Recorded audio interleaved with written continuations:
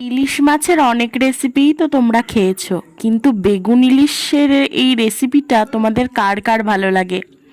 প্রথমে কড়াইয়ে তেজপাতা আর কালো জিরে ফোড়ন দিয়ে সর্ষে কাঁচা লঙ্কা বাটাটা অ্যাড করে দিল। তারপর লবণ হলুদ পরিমাণ মতো দিয়ে কেটে রাখা বেগুনগুলো অ্যাড করে দেওয়া হলো। বেগুনগুলো একটু বড় বড় করে কেটে নেওয়া হয়েছিল, কারণ গলে যাওয়ার চান্স থাকতে পারে।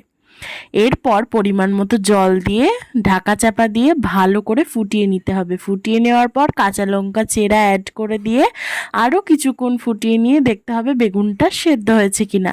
ভেজে রাখা মাছগুলো দিয়ে দিলেই ব্যাস প্রায় রেডি। এরপর শেষে মাছ ভেজে রাখা তেলটা অ্যাড করলেই আমাদের বেগুন ইলিশ একদম রেডি। বর্ষার দিনে গরম গরম ভাতের সাথে এরকম ইলিশ মাছ খেতে তোমাদের কার কার ভালো লাগে অবশ্যই কমেন্ট করে জানিও। ইলিশ মাছের রেসিপিগুলোর মধ্যে এটা আমার সব থেকে প্রিয়। ভালো লাগলে লাইক করে দিও।